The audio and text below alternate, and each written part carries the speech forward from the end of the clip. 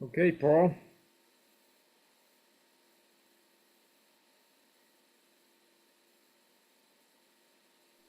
You're muted, Paul.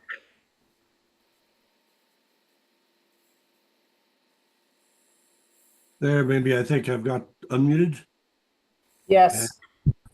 and hopefully I have the screen share in front of you. Yes. Wow, that slideshow. All right. Slideshow. All right. Good evening, ladies and gentlemen, brothers and sisters, friends and family. It's so gratifying to have people gather for these Monday evening programs. And we've been so richly blessed with so many varieties of presentation. And this month we'll have 4 presentations on resolutions that are coming before the Community of Christ Conference, which starts the last day of May and runs through the first week of June. It happens that 2 of the authors of resolutions are on our program to be presenting tonight.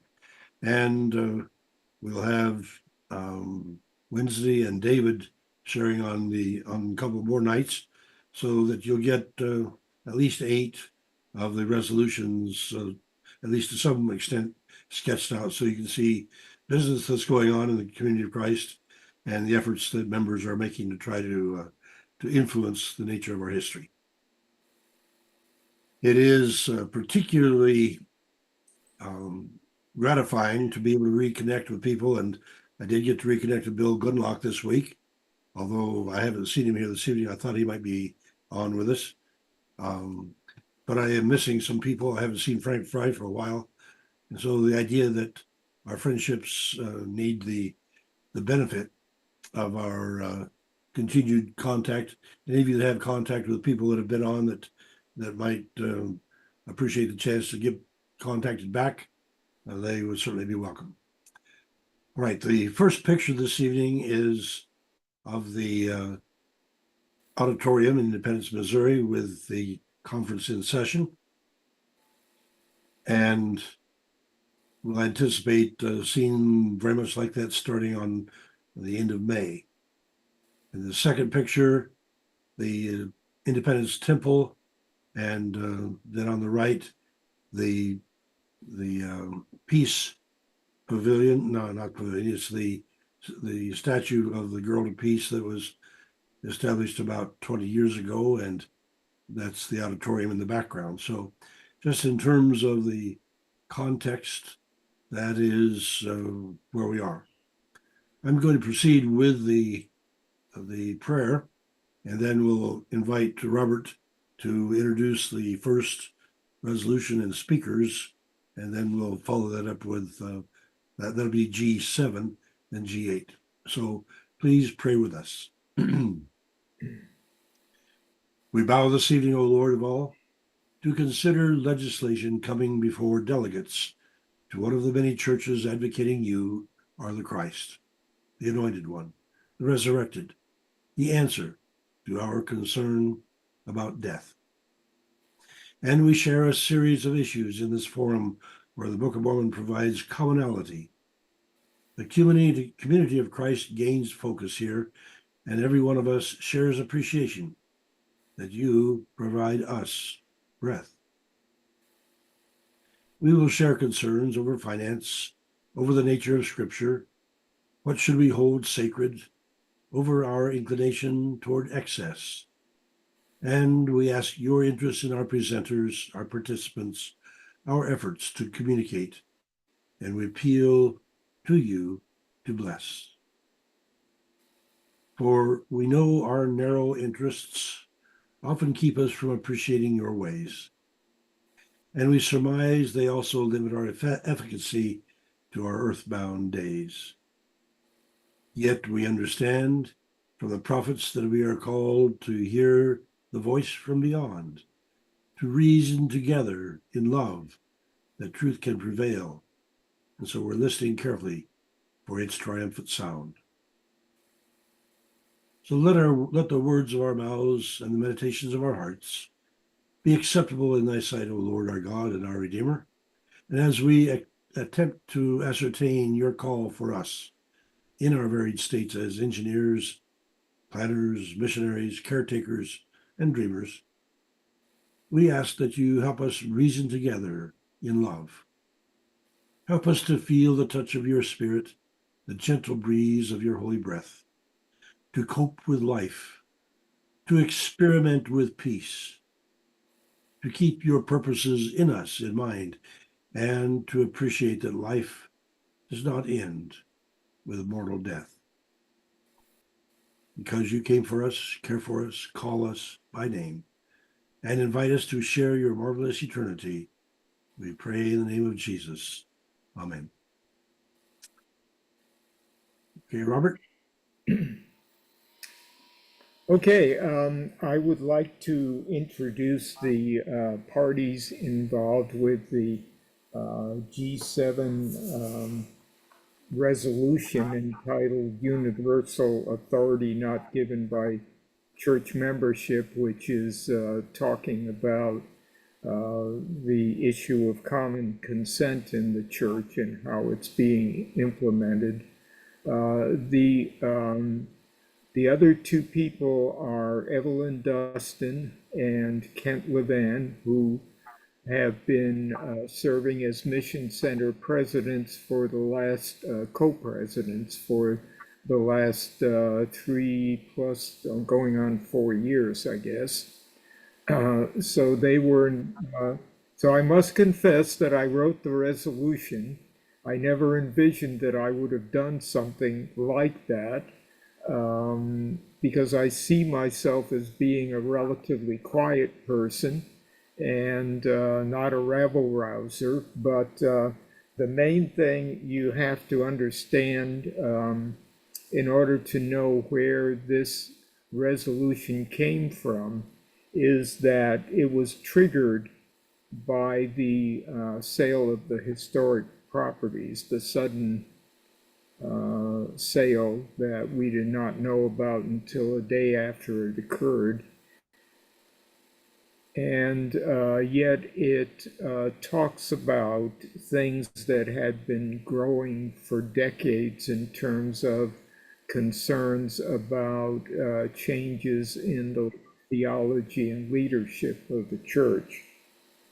So I guess the best way to do this maybe is to, let's see, how do we get Evelyn and Kent on the screen? I guess they'll come on when they speak up. And maybe what I should do on my screen is change it to gallery so that I have a better chance of seeing them.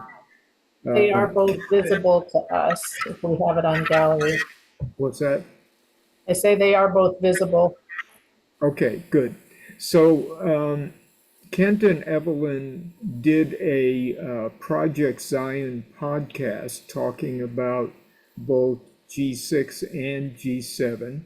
And so I'll be expecting that they will be doing a little bit of reminiscing about that podcast and the things that the interviewer talked to them about. After they tell their story, I think I will fill as much of the time as seems reasonable with some of my reflections. So I think I would like to turn it over to Kent and Evelyn. Evelyn, would you tell us how this podcast came to be? What's it like to be recruited for a podcast, and how did the two of you end up in this? Yes, it is Smith. Oh. Blake Smith contacted us, who is in charge of the podcast, and asked us if we would talk about these resolutions. And we were interviewed by two young ladies. I'm sorry, I don't remember their names, from Florida, and their internet would go in and out. So we ended up missing some of what they were saying. But basically, we were asked to do that because these resolutions came from our mission center. And they want to know why we were, why we did such a thing as to put these resolutions out there. And when we had our special conference to talk about these in our mission center, we had no idea that they would go this far. We weren't sure that anybody else would see them but us. So we are pleased that they will be at least presented. We don't know what will happen after that. So that's what we did. Ken, what was this like for you? And what kinds of questions did they ask? I think you did a lot of talking. Okay. The podcast we're talking about, it was a Project Zion podcast, and it's listed under What's Up, if you want to try and look that up. And as Evelyn said, we were recruited to have a discussion with these two young ladies, by Blake Smith, who's Mission Center president from the Chicagoland area. And I'm not sure how he got connected with these two young ladies from Florida. But anyway, the biggest thing here, and Robert started it, it was the church followed the common consent guidelines for a long time. And somehow that got muddied and changed. And let me also add that I'm a convert to the church. I converted to the church back in 1970 something, 71, 72, somewhere in there. And being from the northern area, sale of the historic sites really didn't affect me at all because they weren't part of my youth, my growing up, my heritage. But what I saw and what I heard by our members, I should say I'll call them lifelong members or long-term members, was the amount of anguish and pain that they felt by the sale of the historic properties. And in the discussion between all of us, we kind of came to the conclusion that World Church should have done something different. They should have approached it differently. I know they tried to say they didn't say anything because of the confidentiality clause that was in the contract, but most of us believe that there should have been a way around that confidentiality clause between the LDS Church and us, because we as a community of Christ members, we're very giving, we're very, very nurturing most of the time. And if the World Church would have said we have no other way to meet our budget goals for the coming years without the sale of these historic properties, I fully expect we would have said, yes, go ahead. But they didn't even ask. And that's what stuck in the craw of most of us, is that they did not even ask for any input from anyone. They just claimed it was secret, and no one could have been contacted, no one could have been informed. And again, as Evelyn said, we were very surprised. I knew the leadership at World Church would see these resolutions, but I didn't expect them to become part of the conference, to be read at the conference.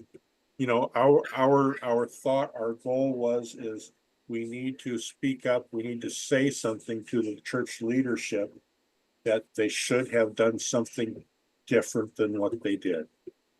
So that was the basic idea behind both resolutions that we wrote and presented. And Robert was the primary author. I was the scribe to transfer the actual resolution to the World Church format. and present it to Susan Naylor at World Church for their review and progression. So I guess that's enough for now. So I'll leave it to Evelyn or Robert to say more. Well, let me just say that Evelyn grew up on the what we call the flats in Nauvoo, which is the historic area, and her house was directly across Parley Street from the blacksmith shop that has been reconstructed. My ancestors lived a little ways down Granger Street, I think within the same acre lot, kind of at the end of it, as what Evelyn's family lived on. I recollect clearly coming to Nauvoo in the late 60s and having an experience while I was reading about Nauvoo in Flanders' book, Kingdom on the Mississippi, and walking around the streets during the day. It was one of those half a dozen experiences that ended up changing my life, and I just fell in love with the history of Nauvoo and ended up moving there for a while and did a lot of work reconstructing one of the buildings in town, and it has been a very large part of my life. I've gotten to know some of the people, such as Paul, who have spent a large part of their life doing archaeology on the properties that the reorganized church / Community of Christ owned in the historic district. So all of those things have made it hard, very hard for those of us who have deep roots in Nauvoo. Many other people in the congregations there in our area also have deep connections and have spent a large portion of their lives volunteering there, as well as people that come from outside the area as volunteers. So all of that is made it particularly difficult, as I think was said. It was very much for me, it was like losing a member of the family. And I tried to take the most responsible position I could with respect to how I reacted, but I do think that this resolution is, although it's not very polished, and I apologize for that, and it seemed like the conference didn't want to polish it anymore, and I would have liked to, but I never thought it would end up getting this far, which is the same thing Kent is saying. And I still believe it won't end up on the floor, but we don't know that. I think it's been put fairly late in the agenda and could always be ruled out of order before it got to the floor. So we'll end up having to see, but at least we have had a vote. The position of the church has changed over the years with respect to the authority of the World Conference, and I understand that for our LDS members that this is probably strange that we would do things like this, but nevertheless, the way I view it, the reorganized church was a collection of smaller splinter groups, and it also was led initially by Joseph III, who tended to be a peacemaker. You know, he had the position that if there was some problem going on between different factions, that if he just waited it out, it would resolve itself. So he didn't seem to get involved in matters or take very controversial administrative things. And so we became a democratic church. And let me read this short piece from the conference bulletin in 1930, which was, of course, the centennial of the organization of the church. And this is Frederick Madison Smith talking about how the church is organized. The approval of the conference body is required for the acceptance of all laws and for the initiation of all major changes and enterprises. The church is a self-governing body with a spiritual leadership. Over the years, the church evolved and changed and became threatened for financial reasons, which ended up with the leadership, I believe, trying to take more control to deal with that issue. So that was the position we were in. We were uncomfortable and we said so. So I don't know, Evelyn, would you like to say any more? Well, just that the church, the World Church, when we've talked to the representatives, said, well, you knew we needed money. That was their reasoning. And we're saying, but you could have asked us before all of this happened, whether or not we would go along with that, or whether we, how we felt about it. And they didn't, because they had negotiated for 3 years in secret, which was even more heartrending, I guess, because we had no idea that such a thing was going to happen. And for those of us that have lived in the area, and some others, but even Kirtland, people in Kirtland also were affected by that sale, because it was the same thing. And it's like Robert said, it's like losing something very precious to you. My father was the caretaker at the sites for 25 years. And so a lot of my life was wrapped up with that area, being part of it.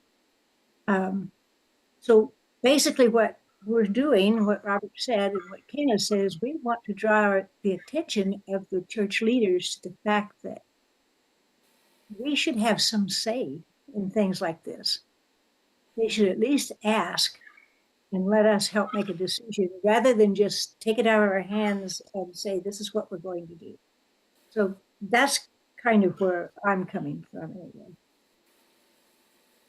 Kent, do you want to say anything? Yes, just some parting thoughts is that as we listen to the world church leaders tell us why they had to do it the way they did and how it was done, it became very clear to us that they didn't even consider the heritage that so many people had, and the legacy, the family legacy that many of the families, just like Evelyn was talking about, her father was caretaker there for 25 years, and Robert had been there and his family had been there for many, many years before that. But they didn't even consider the legacy or the heritage or the hurt that that the sale of those historic properties would cause.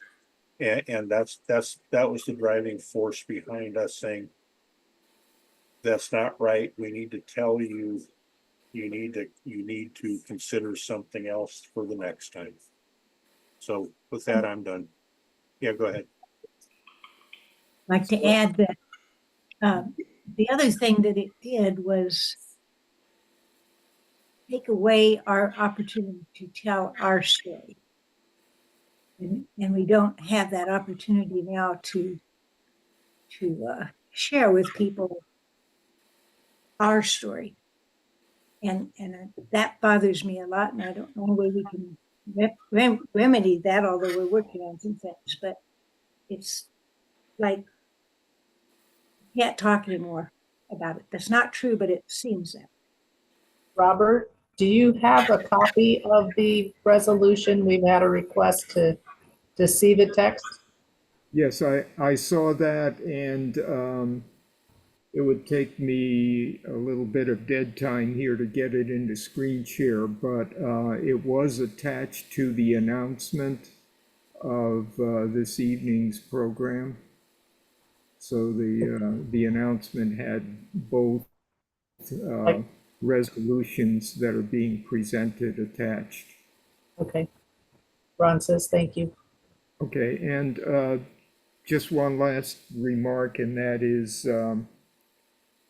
I had been aware for almost a decade before this that the church was negotiating about the sale of the Nauvoo properties. How many of you have gotten an email from the presiding bishop asking you to what's the polite way, asking you not to say anything?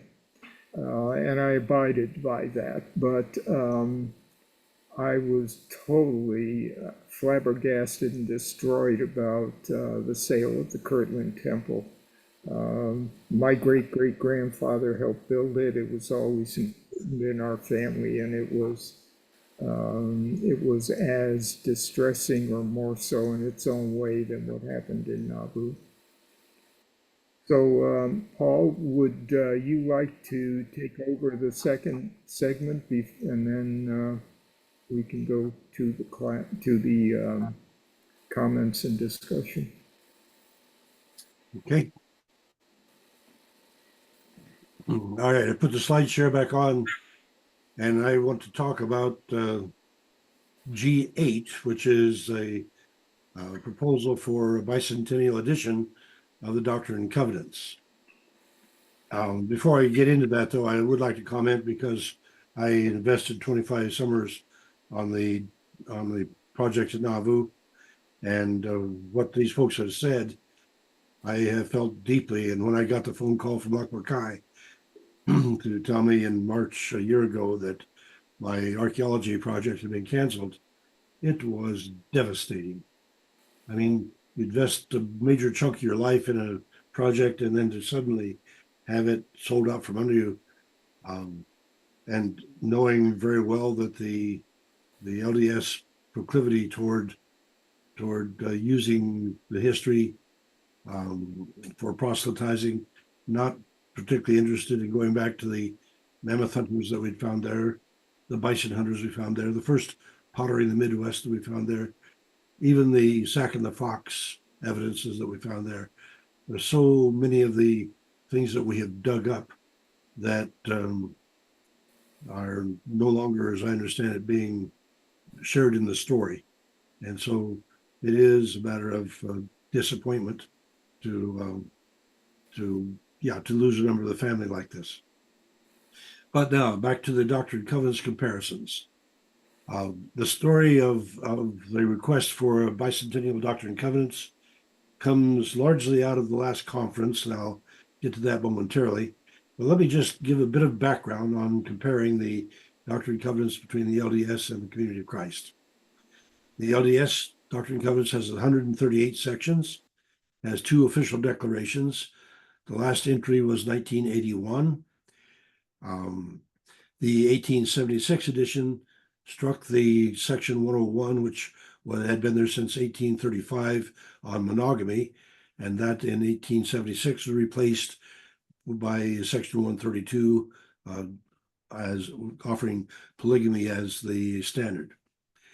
Last Thursday, it was my privilege on the Historic Sites Foundation to give the presentation on Benjamin Gerard and his son Frank. But to me, it was particularly of interest to discover that Benjamin and 3 others missionaries who were ordained and set apart by Joseph Smith on May 23 of 1843 went to the islands with the doctrine of monogamy as the doctrine they taught. And so when you consider May 23 of 1843, that really defies any previous consideration of the polygamy doctrine having crept in, because clearly that was Joseph Smith sending out missionaries to tell the gospel story as it was held by the church at that time. The LDS Doctrine and Covenants had its most recent edition in 2013, and that did include some corrections that had been discovered from the Joseph Smith papers to give it a greater historical accuracy. Community of Christ Doctrine and Covenants, on the other hand, has 167 sections, the most recent added in 2010. There are 107 from Joseph Smith, 17 from Joseph Smith III, 7 from Frederick Madison Smith, 9 from W. Wallace Smith, 2 from Grant McBurry, and 3 from Steve Vesey. The 1970 World Conference, 1970, I'd say, moved for sections 107, 109, 110, 113, and 123 to be moved to a historical appendix. And that motion passed. And so those sections, and 107 is the one that was presumably given by Joseph Smith, January of 1841. And it's the one that asked for the construction of the Nauvoo Temple, the Nauvoo House, and it advocates baptism for the dead. That section was not voted on by the church in the early day, and so because it had not been approved, and because the Community of Christ, well, at that time RLDS people felt that the saving power of Jesus is sufficient for all those that are without the law, and all the children, that baptism for the dead was not a necessary or even desirable sacrament.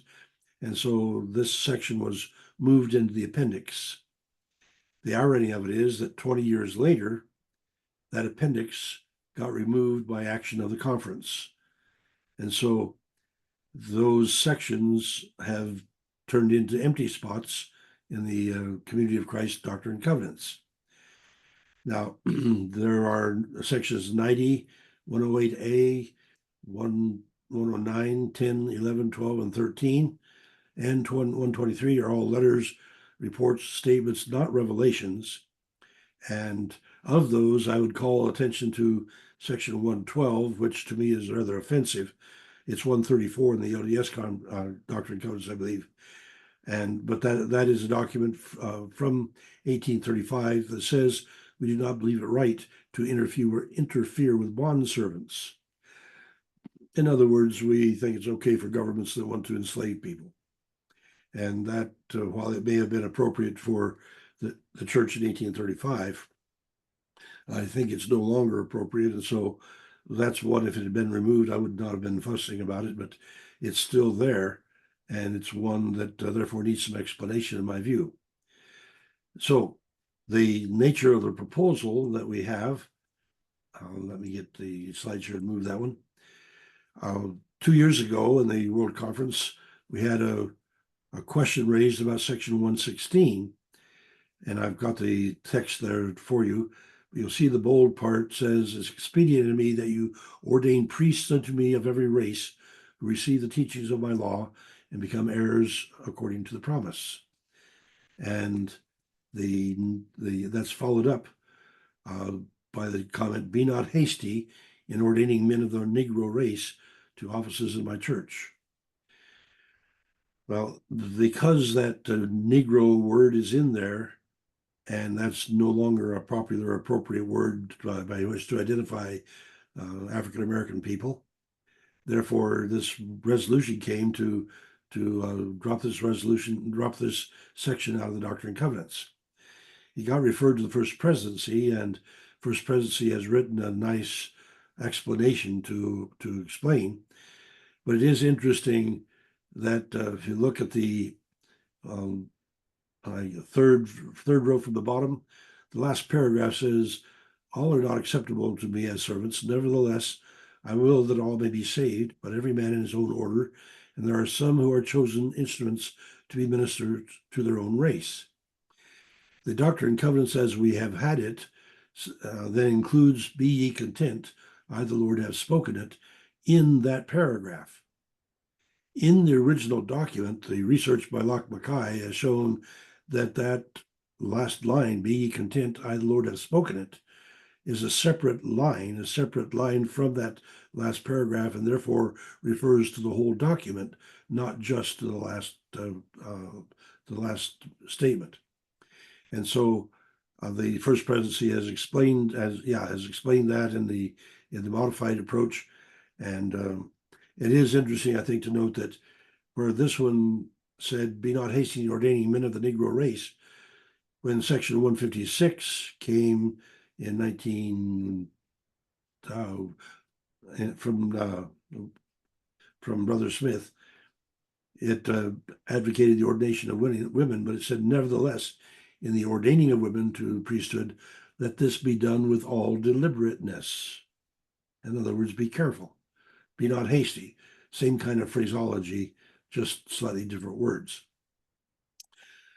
All right, so we have a proposal for a new bicentennial edition of the Doctrine and Covenants for the Community of Christ to celebrate the open canon of Scripture, to highlight the principle of continuing revelation, to clarify the Community of Christ's understanding of the nature of Scripture, and to prevent further attempts to remove sections like 116 from the body of our scriptural heritage.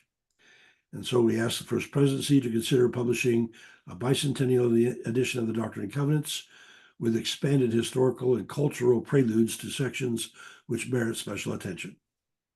Issues of vocabulary changes over time, issues significant in a particular culture at a particular time, an explanation for why some sections have been removed will be a gift to the world as the Community of Christ presents a more readable presentation and explanation of materials presented by our prophets and accepted by our people.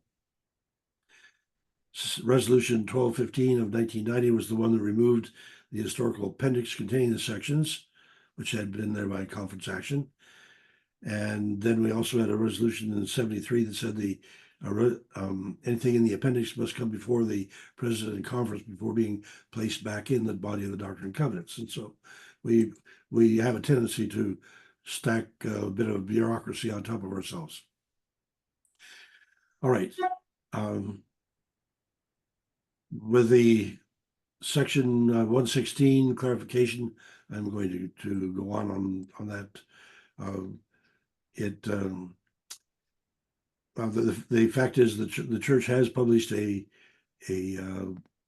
online edition of the Doctrine and Covenants, which is readily researchable, and so that's a decided benefit. So here is the resolution that the Midlands Conference has approved for consideration at the World Conference. Whereas the Community of Christ embraces the enduring principle of continuing revelation, and whereas continuing revelations are compiled and published in the Doctrine and Covenants, and whereas concerns expressed as in section 116 brought before the 2023 conference emphasized the need for clarification of historical and cultural contexts in which documents were received as scripture, and whereas the conference action removing some sections to an appendix and later resolution 215 of 1990 removed the appendix, leaving unexplained gaps in the book, that is section 107, 108A, 109, 110, 123, and related issues, and whereas a book can be expected to pay for its publication by its sales, and whereas the digital searchable edition of the Doctrine and Covenants provided in 2023 adds significantly to our scriptural repository, and whereas a new edition celebrating our bicentennial in 2030 would have a revitalizing effect, therefore be it resolved that this conference requests the First Presidency consider preparing a bicentennial edition of the Doctrine and Covenants to include historical and cultural contexts of revelations to facilitate understanding, clarifying our appreciation of Scripture, and celebrating our heritage. And be it further resolved that this be available in multiple languages online at no cost to the consumer, while at the same time being available bound for purchase. All right, so that's the resolution that's before the conference. Dave Hall and I put this together, and he is a 70 in the church, and we were discussing what had happened with 116, and we initially thought we would just get a couple of sections like 112 fixed, but this is the resulting resolution that did go through the Midlands Conference and was approved by a vote, I think, of something like 20-6. And so back to you, Robert, and then I think we're open to questions.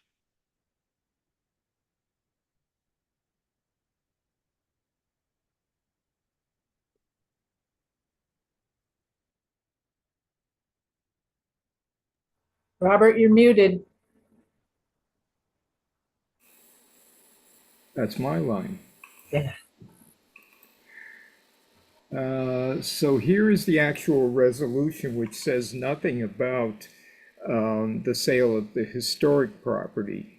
But what it's talking about, and you can tell that the historic property sale was a really hot button for us. I mean, it really dominated the discussions. But what this resolution actually asked for is that the local jurisdictions be allowed to not only manage their own properties that they construct out of their own offerings, but that when those properties are sold, that the funds would stay with the local area and not revert back to the world church. This was one of those many issues that had been percolating as a result of the financial issues which kind of came to a head in 2017.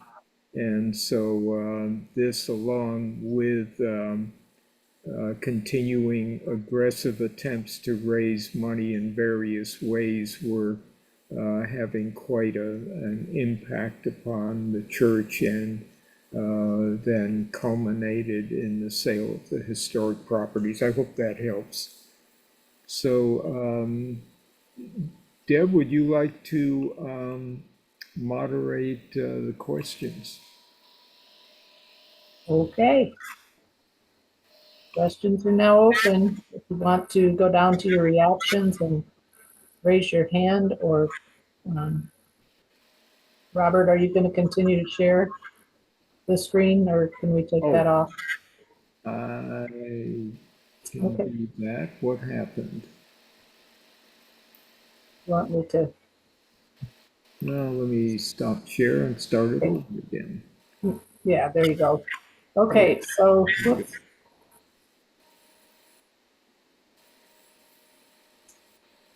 Okay, so we've got James Lucas and then Ron Smith. And I think I saw somebody waving at me. So go ahead, James.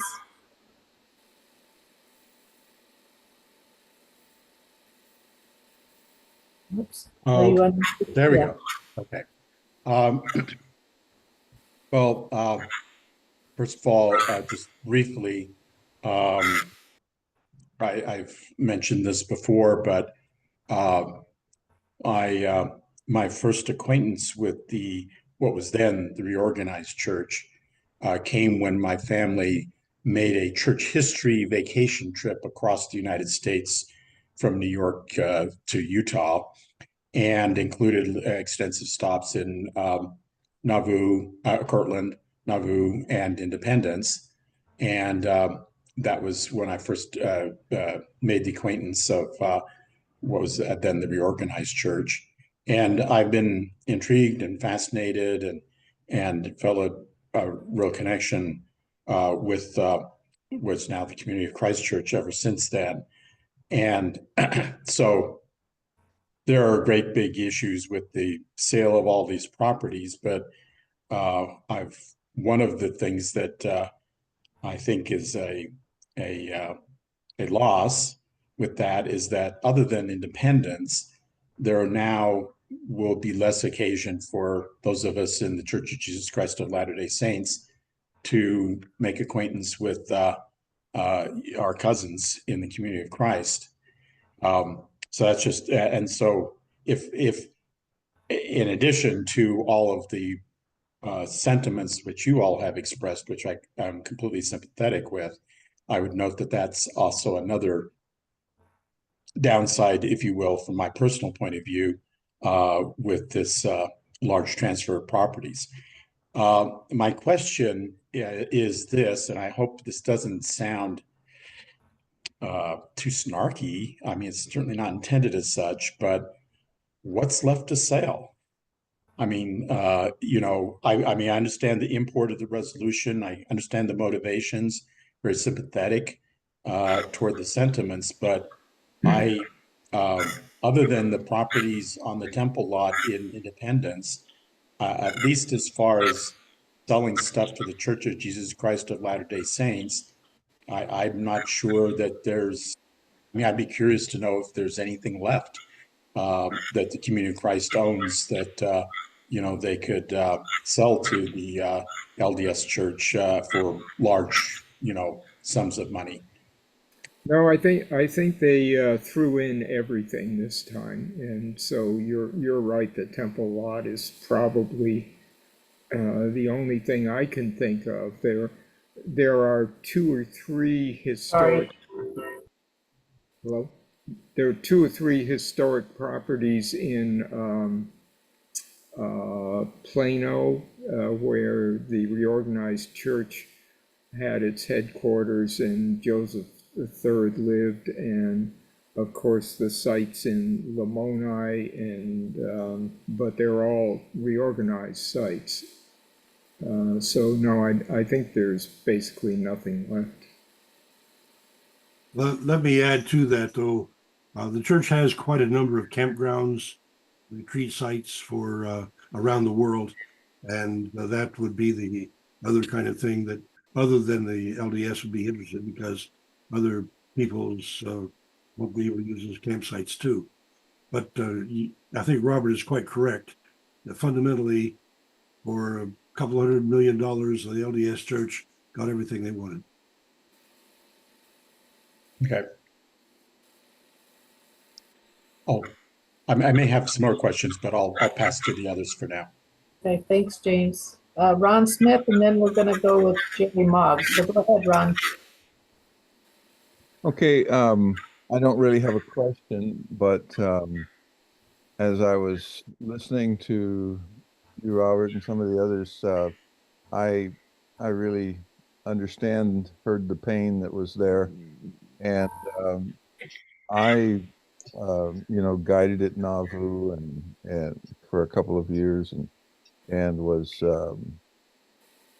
intimately acquainted with the area there, and I spent my whole life in the RLDS church, and now I'm in the restoration branches, so I don't have any personal stake in this particular resolution, but I just wanted to let you know that there were an awful lot of us in the restoration branches that felt the same kinds of loss and grief that I heard there, and just want to let you know that we hear you.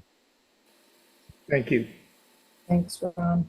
Thank you, Okay. Ron. Let me intrude. I failed to mention Doctrine and Covenants as held by the restoration branches, and that is, again, a different one, as I recall. I think, if I have it correct, that restoration branches hold the Doctrine and Covenants that the RLDS Church had up until about 1944, and then nothing after that, if I recall correctly. 58, but that's 58. Okay. Yeah. Up through Israel A. Smith, then. right. Well, and I appreciate that, because Israel Smith is the one who went to Tahiti and saw the leper colony where people were isolated and they couldn't ever get out because they were consigned there for life. And he prophesied that there are some that were there that would actually have a chance to return to their families. They would be healed, and some would actually be able to go to the World Conference at some point. And some 20 years later, one of those men stayed with us during the World Conference. His hands were like claws. We loved our kids. Just it was such a marvelous experience to see the fulfillment of Israel's prophecy at that leper colony. If I could just respond to two things here. When I was in Tahiti, we went and visited the leper colony and met a lady there who said she was 5 years old when Israel A came through, and she showed us her hands. That no more, she was healed, and that was pretty interesting. Wow. Um, and just if anybody wants to know, I think there were some very inspired things that came through after brother uh, Israel A. So um, I would not have chosen to stop it in 1958. I was only 6 years old at the time, and I think there was some inspiration after I was a little bit older too. But that's that's a choice that Richard Price made, and they've and they've been a major uh, source for printed material for all of the restoration branches. Thank you, Ron. Jerry Mogg, go ahead, and then Alice. I'm Jerry Mogg. Some of you may not be familiar with me. Can you hear me? Okay. Yes. Okay. I live in St. Joseph, Missouri. I've been on the Standing High Council. I'm not now, but have been for pretty close to 30 years, 28 years, through a number of presidents. And I'm talking pretty much on G6 and G7. I was just as surprised as others. Now, I knew the rumors that were going around, but of course, did not know what was officially happening at that time on there. I want to talk to you a little bit, not just relating to the need for funds of our world church. I want to do a little contrast between us and the LDS church. And, we were having a hard time getting volunteers to work at our historic sites. We were having a hard time having finance for our world church sites.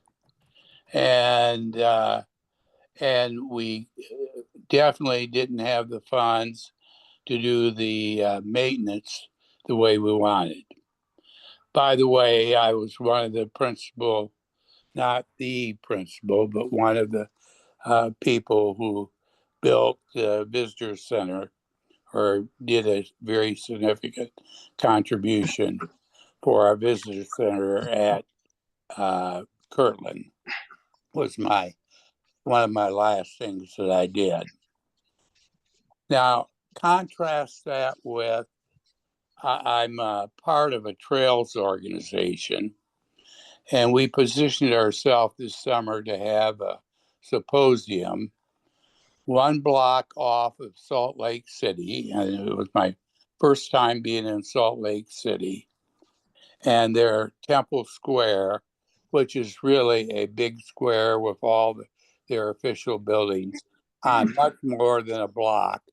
You think of it as being maybe 2 by 3 blocks that has all been enclosed. And at the side of that block, they have their church history, or their museum, which encloses their church history.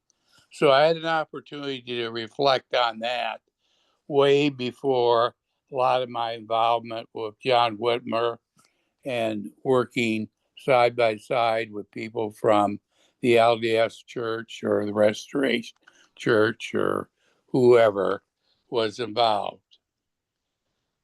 Somehow our people, maybe not on this call, I would say on this call this isn't true, but I'd say of the average person in our that say they're a community of Christ, really don't have an appreciation anymore for history. They are happy to just deal with whatever they're at. And so I see that even though I was shocked for what happened, I think the historic buildings that get transferred will be maintained better, will tell the message better, maybe not the same message exactly that we tell, but the message at least of the history that maybe is in common between the two groups before 1843. So as you look at G6 and G7, that's just what I would say to put in your background. Whether we should have negotiated more openly or not, I don't know. That is really a tough call to make. I would love that they would have considered it, definitely. But maybe the conclusion would be just what happened. But I can tell you, with their people love for history, their kids being educated in our church history. And by the way, I was at Graceland when Bob Flanders was a freshman teacher, and I was a freshman student. And I was there for 4 years. And so I had Bob Flanders in 2 different classes besides some others. Now, my background has always been in finances and everything, but they somehow have a culture that is going to take history and put it in the spotlight. And we have developed a culture for at least the generation below me that is not willing to, hasn't put it in the spotlight, and definitely do not attend to.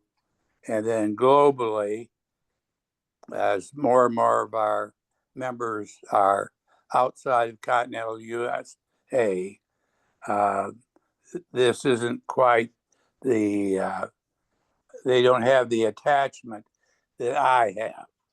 That's all I've got to say. Thanks. Thank you, Jerry. We appreciate your thoughts.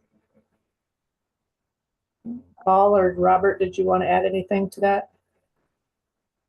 Guess not. Robert, I muted you, sorry.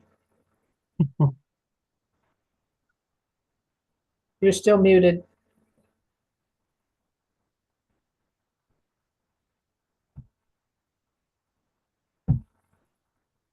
I really fixed you good.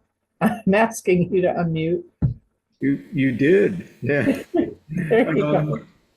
I can confirm a lot of the things that you're saying, Jerry, and certainly intellectually, I understand that the properties will be better taken care of by our cousins in Utah, and I mean that in the most sympathetic way. On the first day that the LDS Church operated the sites that we sold to them in Nauvoo, I went through tours of all of them, and they were a little different, but very, very nice. I have no no ill feelings from that point of view. It's simply a matter that, well, let me just go ahead and say this, and I think Jerry, you said it a slightly different way, but I think the leadership has been moving away from restoration history for decades. And this was kind of the last final clearing out. I hope I don't get a call for saying that. Okay. All right, Alice, and then David DeBarthe. Go ahead, Alice. I understand that negotiation probably needed to be secret to get a better price. But would it have been possible, once they negotiated a price, to then bring it to the a vote of the people? Or what would they have done if they didn't sell it money-wise? Were they between a rock and a hard place, or?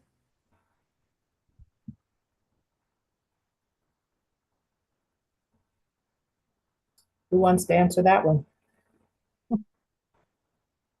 Paul or Robert?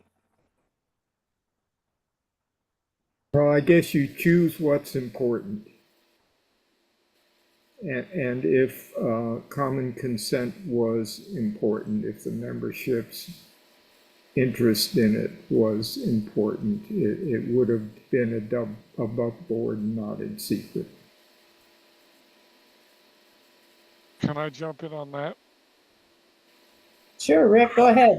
Hi. Good to see you guys. I think that question was asked when right after the sale, Stacy Cram and Steve Veazey and all the bigwigs, had that Zoom session with Community of Christ. And my recollection is that they said putting this before a vote would have damaged the negotiations, and they felt like the best price was to keep it secret, and that's why they kept it secret the whole time. And so I repeat what I said. It's a matter of what's important. And if getting the last dollar, which I'm not sure they did, was the most important thing, and then it was more important than the membership. I heard that, Rick, when it was broadcast, and that was my reaction. There's really only one other buyer. I don't know. It's not like you could put it on the market. No, I'm not sure. But probably they were the only buyer. But if they'd have negotiated and locked in the price, couldn't they have brought it to a vote then? It's a good question, but that's not what they said at that Zoom meeting. They felt it would damage the negotiations in good faith. Thanks, Rick. Yep. David, go ahead, please. Thank you. I have two comments, no questions as such. Excuse me. First, on the sale of property, the church owns a tremendous amount of property that could be sold, just not to the Utah church. We have lots and lots and lots of property, and because of the turmoils following 1984 called the Women in the Priesthood, the courts have ruled that the bishopric has the right to own the title to all of those properties. So that leaves it where the church, through the bishopric, could sell any of the properties. However, what has happened in the last decade, in my experience, is that when a congregation sells their building, the congregation basically decides what to do with those finances, very much like this resolution is saying. And so I think the resolution will formalize what's already being done with the other than historic properties that the church owns. But there's lots and lots and lots of property out there that the church could legally sell. And so I support this resolution, even though I'm not a delegate to vote for it. I want a second comment on common consent in the RLDS Community of Christ.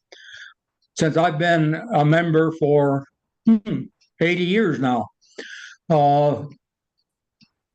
when I early on, well, one of the reasons that I got baptized is because I wanted to be a part of the business meeting. I wanted to vote. We voted on everything.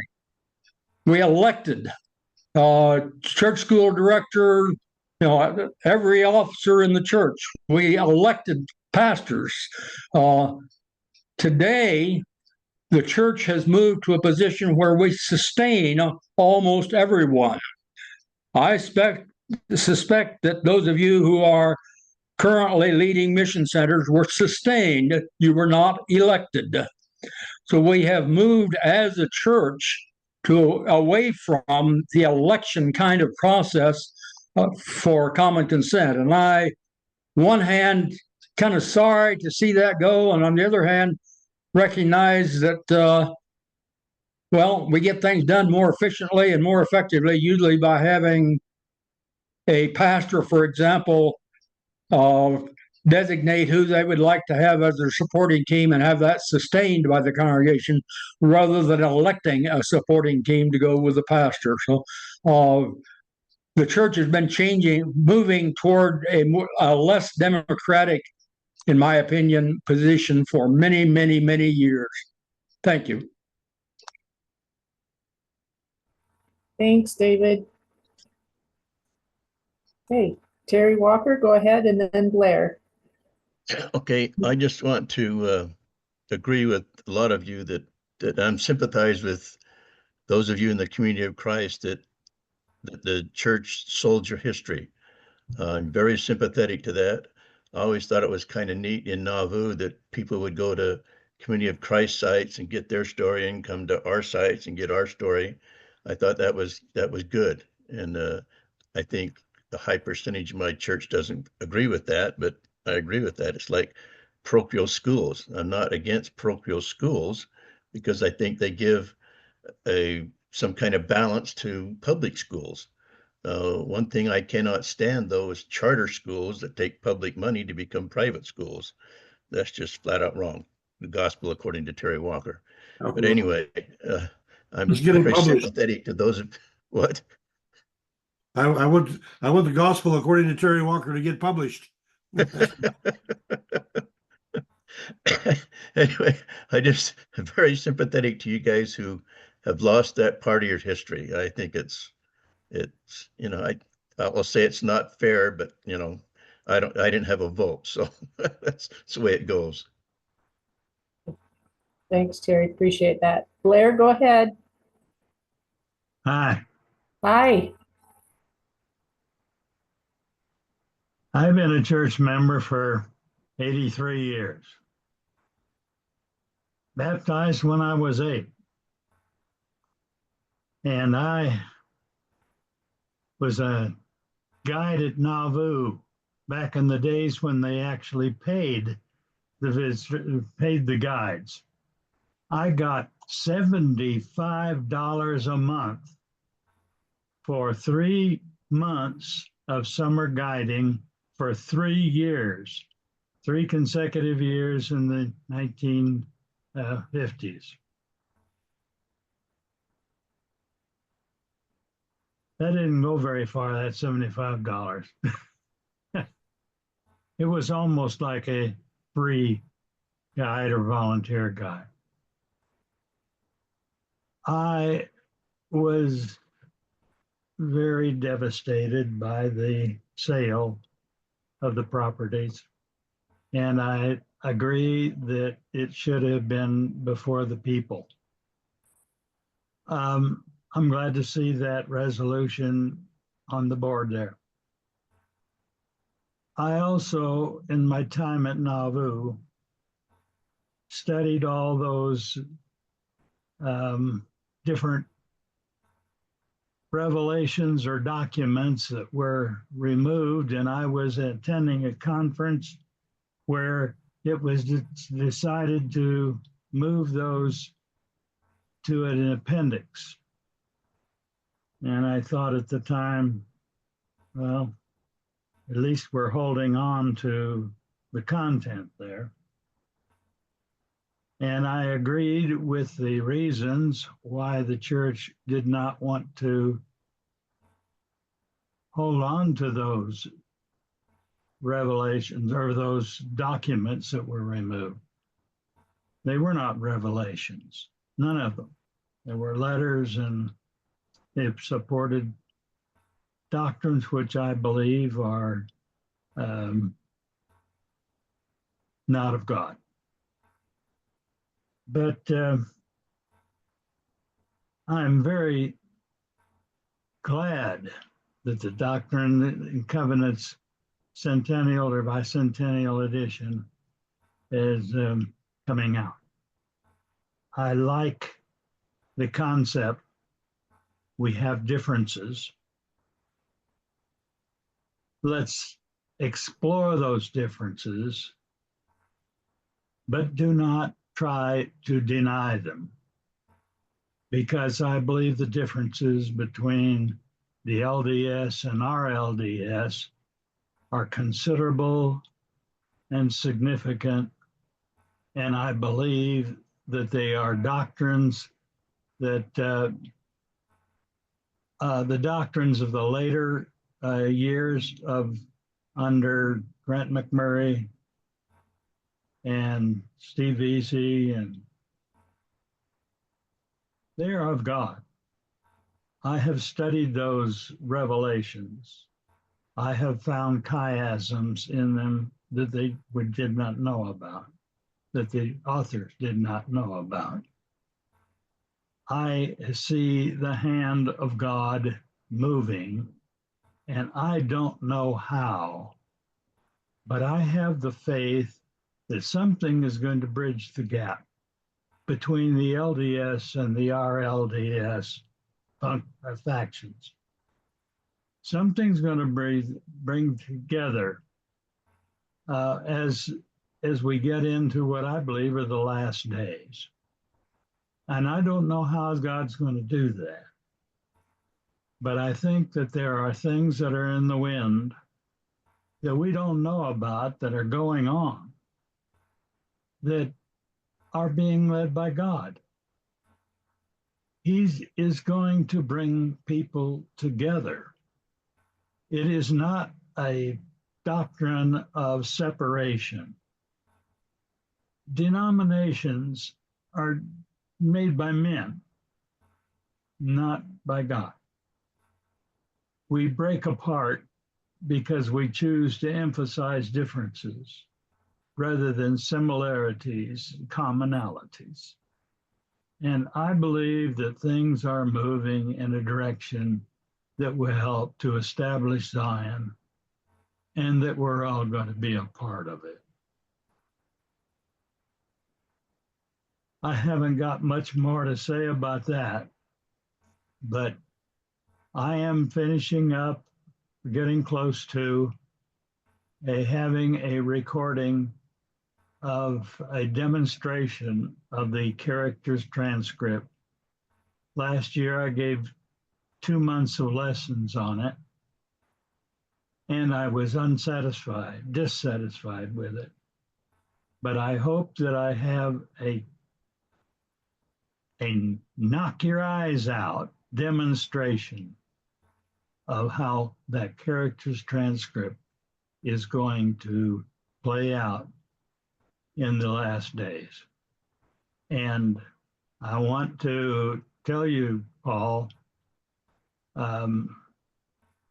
it'll be sometime after conference before that I got this thing recorded and done. But I want to present it to this forum, the Mormon Perspective, some night, in June or July.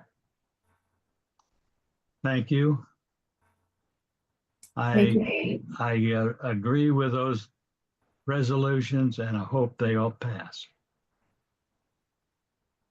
Thank you, Blair. Blair, I do have one open spot in June. That is the 23rd. And then we have to go to July for the next ones. Let's talk in terms of July. All right. Fine. Thank you. Okay.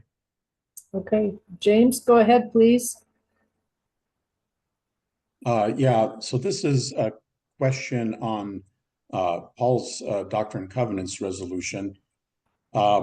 You gave us sort of some good background and so forth, and I had the copy of the resolution that Robert sent around, and I just may not be sufficiently immersed or knowledgeable in the history of the Community of Christ Doctrine and Covenants to have tracked what you were proposing. Do I understand correctly or not that all of the deleted material, all the material that's been deleted over time would be put into an appendix with historical explanations? Or are you proposing that the deleted material just go away completely and that be left to the history books and explanations in the history books? And I would be particularly curious about the revelation about, I mean, I understand that the 1865, is that what it was, revelation on what to do with the freedmen is currently controversial, but another significant one, at least from our LDS perspective, was the revelation on baptism for the dead, which got removed a long time ago, but I understood had been put into an appendix. I mean, what would be the fate of things like that under your proposed new bicentennial edition?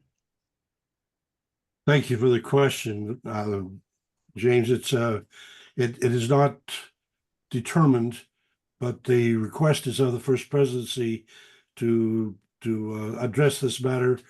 And well, the fact that we have holes in the book as it stands, basically what I'm hoping for and asking is that they put an explanation to clarify whether they actually put it back in as an appendix.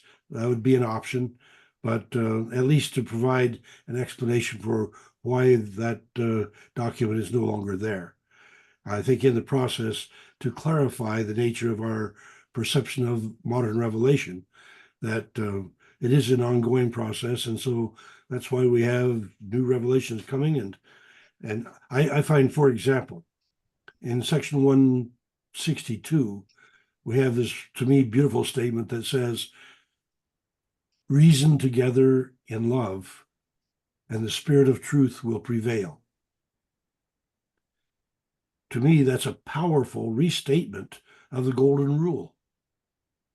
It's a modernization of the Golden Rule. Reason together in love, and the power of truth can prevail. Now, my hope is then that whoever is involved in that, working over the history and checking out the politics of the new edition will be sensitive to a whole number of facets. I really would like to see 107 back in the appendix. I think, but that's all up to the First Presidency and their committee that they put together to formulate it. My hope is that it does get a positive treatment so that they do decide to publish a bicentennial edition.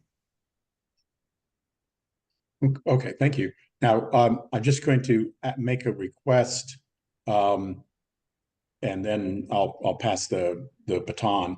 But in the announcement of the next several sessions, you, Robert, attached the 2 resolutions we're discussing now, but it looked like there was like a half dozen other resolutions for the next weeks. And I was wondering if next time Robert sends out a notice, you could just give us a quick summary of what the subjects of the future resolutions that are going to be discussed are, so kind of have a picture of what the other subjects are that you're all going to be raising in these resolutions.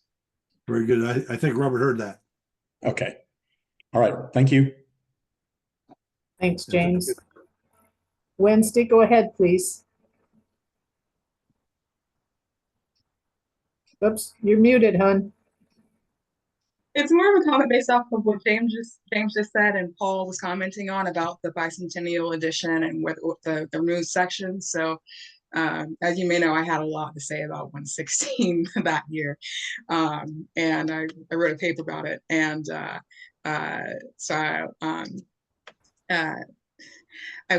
been following along with it, and so the church responded to it in the Herald. Not just my paper. A lot of people were talking about the church responded to the resolution in the Herald, and the the church, I have it in front of me, the church, they gave us excerpts from the church history and sacred story team. And they said that, under one of the sections, it says removing sections sets a bad precedent. And I'll read it. It's not difficult to understand why people would want to remove from the scriptural canon words that have wounded them or that they fear might wound others. The team believes removing sections 107, 109, 110, 113, and 123 from the Doctrine and Covenants in 1970 and 1990 was a mistake. It deprived members of historical insights and reinforced naive understandings of scripture and revelation. So if they're going to stick by what they published after the commentary on 116, if they go through with it, there's a precedent, there's wording that came out a while ago that the report by the church history and sacred story team acknowledging that the removal of those sections was a mistake. Thank you, Wednesday. And please let me intrude there that you see that here's Wednesday speaking up on an issue like this and having an influence upon the world church and its governance. It's so neat to have a young lady do that. While the other folks were talking about the two young ladies for Florida, they called me and interviewed me for 2 hours because I had drafted 2 resolutions. And one of the questions you asked, what question they asked, one of the questions was about the zombie apocalypse. And so, yeah, you get teenage questions. And so I found that rather interesting. But the point that here we have people asserting themselves to try to nudge the church in its governance is an expression of democracy that I deeply treasure. I'm one of the new people. I've only been a member for 70 years. But but it is interesting to me that I think David's right that we have seen a drift away from some of the democracy. You go back and look at the church in Nauvoo, and there was a pretty tight combination between democracy and theocracy. But the Constitution drafted for the kingdom the kingdom that they were projecting was one that gave Joseph Smith far too much power. And so fortunately that did not get approval. And so we see a significant tug and pull between the democratic and the theocratic forces throughout our history. And I think it's valuable for us to revisit that, look at it carefully, and learn from it. Thanks, Paul. Blair, go ahead. Hi, Wednesday. I appreciate your comment, but I wonder if you've ever been to a conference before. I don't think so. These decisions haven't been made yet. These decisions, from what I understood you talking about, as if the conference going before the conference made it happen. It doesn't. It's what the people at the conference vote on that gives that common consent that was being mentioned. Oh, I understand. Yeah. Okay. This was it got referred to the first presidency last conference. Yeah. Yeah. And that was what they published after the conference came out. But yeah, it didn't go to the vote. Yeah. I agree with Wednesday. The Herald article printed or published by the first presidency indicated that they thought that was a mistake to take those out. And so Wednesday is simply quoting that to say there's some pressure from other directions other than just the conference to do the kind of thing we're talking about. Yeah. Well, I personally was in agreement with taking those things out and putting them in the appendix. I think that was back in about 70. And the reason is that it advocated things that we did not believe. And we need to put in there the reasons why we took it out. I think that's the firm thing. The reasons we took those things out is they were not revelations. They were letters, and most of them letters, and they dealt with baptism for the dead, which we as a RLDS background reject. Person can be baptized, but we don't need to baptize people who had no question or, well, I won't get into the details because the Mormon Church handles things entirely different than we believe.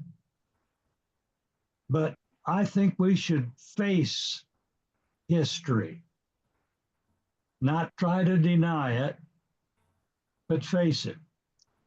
That section 116 was very, very advanced for its day in 1865. That was a wonderful revelation. Ordain all races.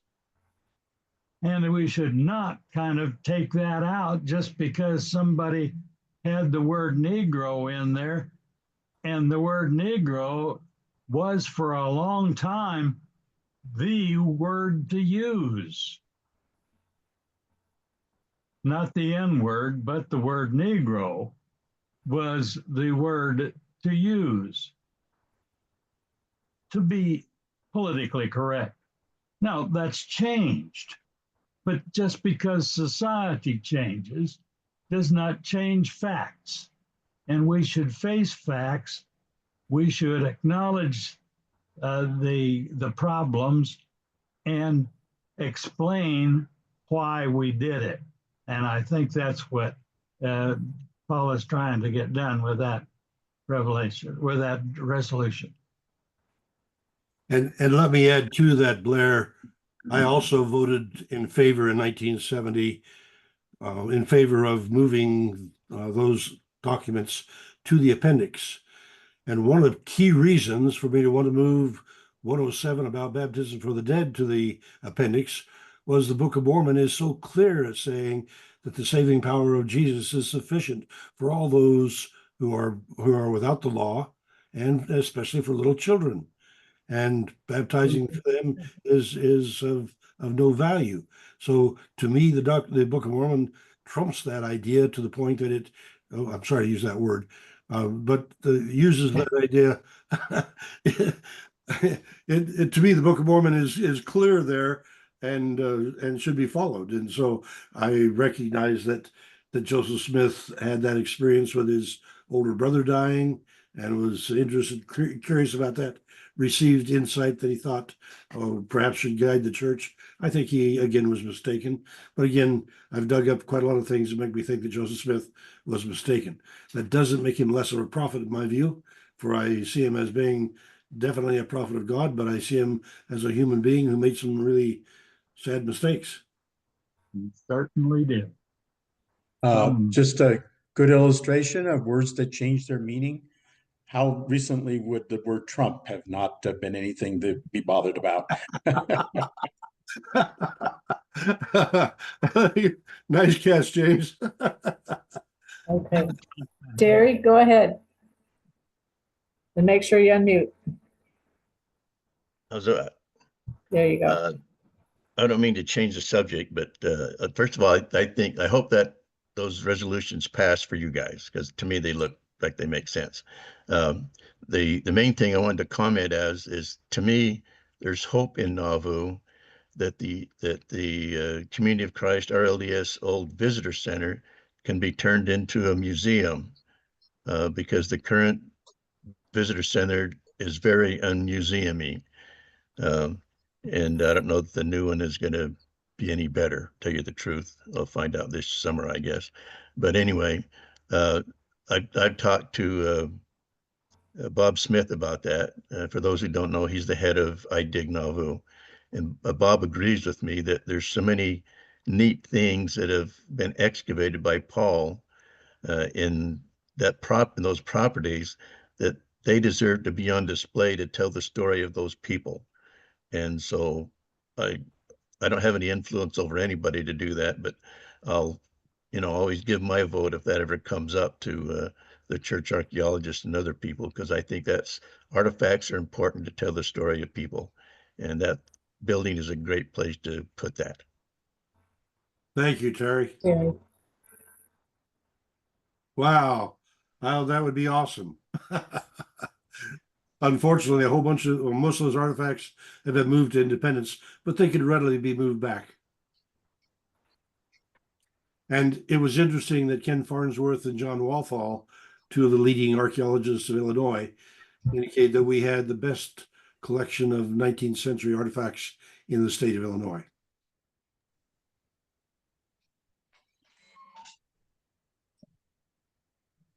Cool. Well, it's been wonderful discussion. Anybody have anything else? Just that the objection to 116 had less to do with the Negro race part and more to do with the be not hasty, and which is reflected in section 156 as well. But it was the be not hasty and then ministers to their own race, where I think parts where people were pointing out was part that people were ashamed of that part. That's also mostly written in the response in the Herald. Let me say thank you to those of you who have expressed support for the resolutions. It is just a bit daunting to put a resolution before a conference and have to get it through a mission center conference, sometimes with somewhat of a narrow vote, and then to have it go to the World Conference. This last Thursday, I had to have my 5-minute presentation to the First Presidency for G9, because we're only allowed a 5-minute speech to introduce and encourage people to vote for a resolution. And that had to be in by this last Thursday because they needed a month for the translators to be able to work everything through. And so the simple fact that there are these extraordinary little pressures that come, Thursday was an awesome day for me, but I was pleased to get that one out along with the others that were important. But to have people supporting is most gratifying. And so I'm looking forward to us being able to share more of the resolutions coming up in the weeks ahead. And I'll get to G9 later on. Paul, just a question. Are we going to have an opportunity after conference to come back and kind of surmise what actually took place and what happened, since we're doing so much to share with our cousins and whatnot? Well, we've scheduled Boyd Weeks for a presentation immediately after conference. We have a review 2 weeks after that. And so the review will at least provide that opportunity if nothing else. Okay, thank you.